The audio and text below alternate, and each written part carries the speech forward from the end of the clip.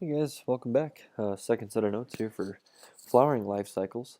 Um, the thing about flower life cycles I think confuse kids is the terms they use for them are sporophyte and gametophyte. It makes a lot of sense in mosses and ferns, but the tough thing about these terms is flowers don't look like spores, and pine trees don't look like spores. And so these terms get really just kind of, I don't know, counterintuitive, but we'll work with them because they still work with these. They just don't look like spores anymore.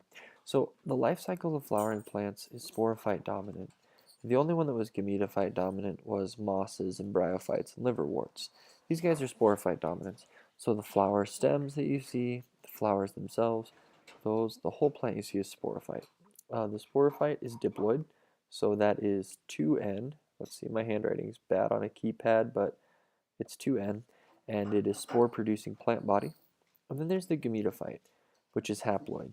Now, this is so small you're not even going to be able to see it. It's going to be nuclei or sperm cells within a single pollen grain, or it's going to be eggs within a single ovum, with which there could be many, within an ovary. And so these are very, very, very small structures, these gametophytes, but they are gamete producing structures. So what's making the sperm, which are the sperm cells in the pollen, and what's making the eggs, which are in the ovules?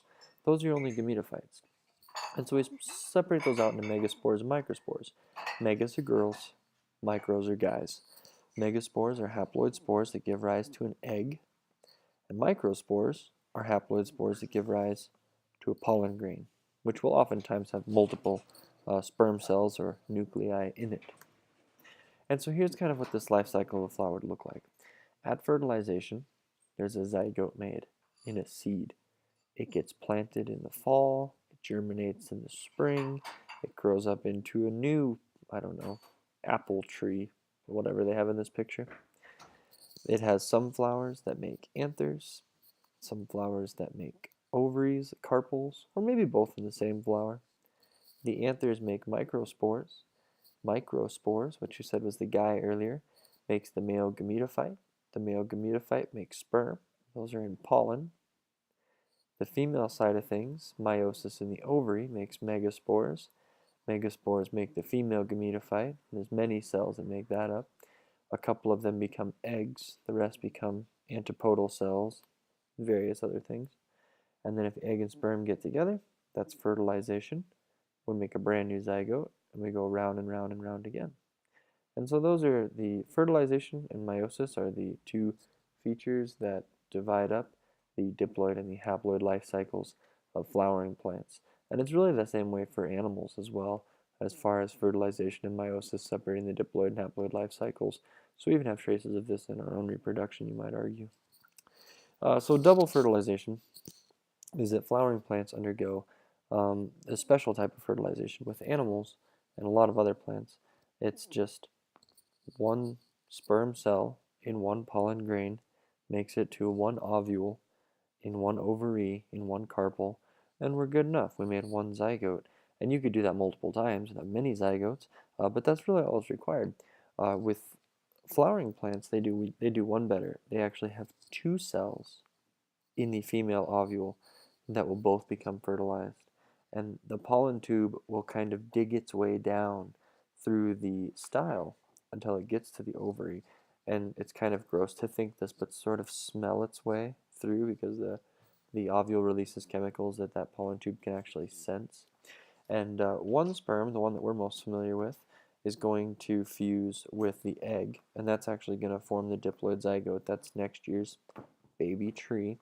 But the second sperm, arguably just as important, fuses with an endospore mother cell. And that never divided, that stayed as a 2N. Sorry, my handwriting on this keypad is not good. And so that 2N mother cell gets a 1N sperm.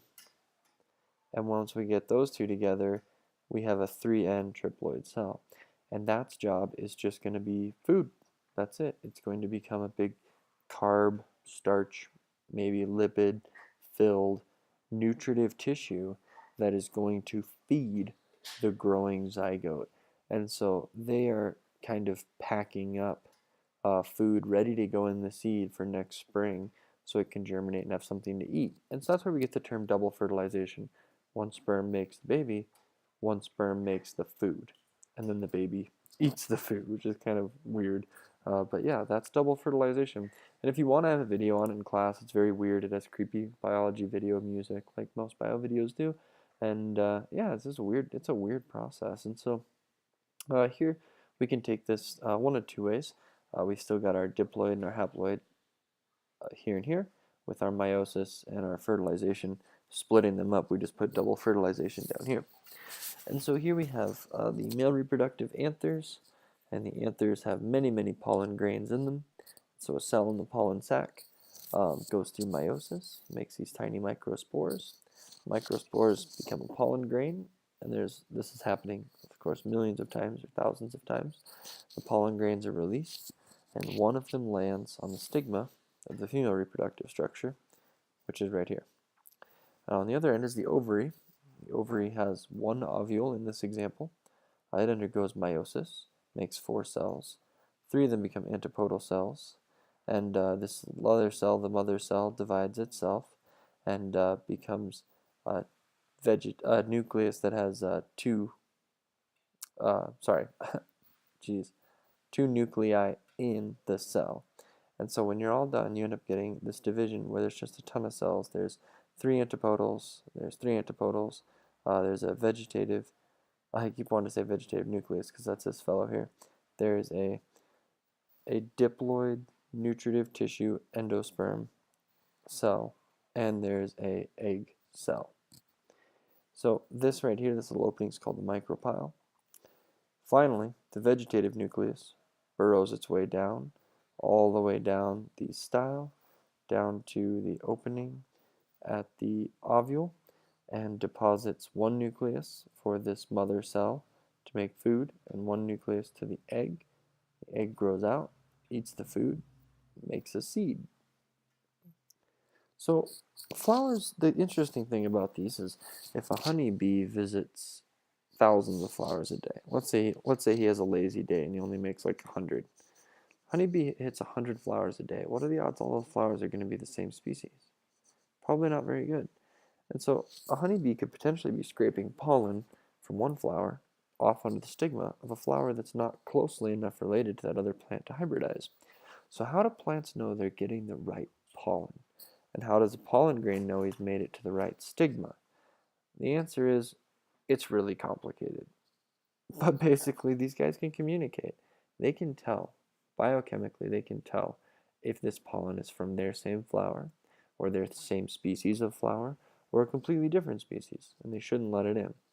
So there are molecular signals that pollen will get from a stigma that will tell that pollen to germinate, that it's in the right place. And then there's further chemical signals that will guide that pollen tube.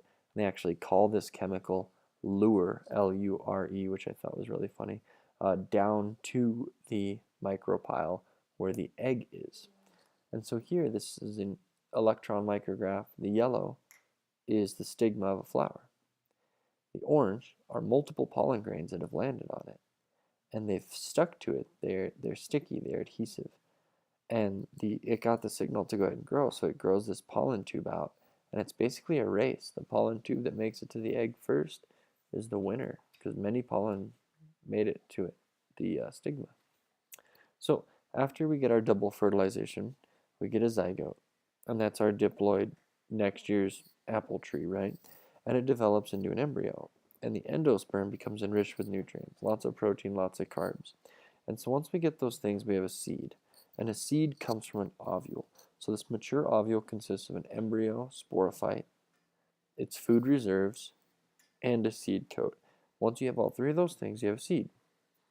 And so here's an example of a plant that has a whole bunch of seeds, and on its fruit kind of shaped like these wings right here, has lots of ovules inside the wall, and inside each ovule there is an embryo that's ready to grow.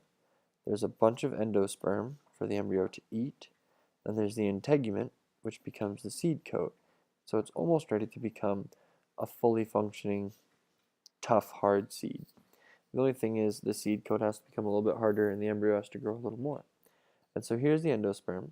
The embryo grows out, eats the endosperm, and it fills the space with these embryonic seed leaves that we call cotyledons. So based on this picture, do you know what type of plant this is? Would it be a monocot or a dicot? Hopefully you said dicot, because you can see there are 1, 2 seed leaves, and dicots are dicotyledonous. And so here you have a seed coat, the embryo, and the cotyledons, and that seed is pretty much ready for winter or for spring. So as an embryo starts to develop, the parent plant transfers nutrients to the ovule. Monocots use the nutrients in the endosperm, and dicots are going to consume a lot of energy from the cotyledons, and the cotyledons kind of got the energy from the endosperm in the first place. So you can kind of say they're both using the endosperm. But plants aren't the only ones who get nutrition from the seeds.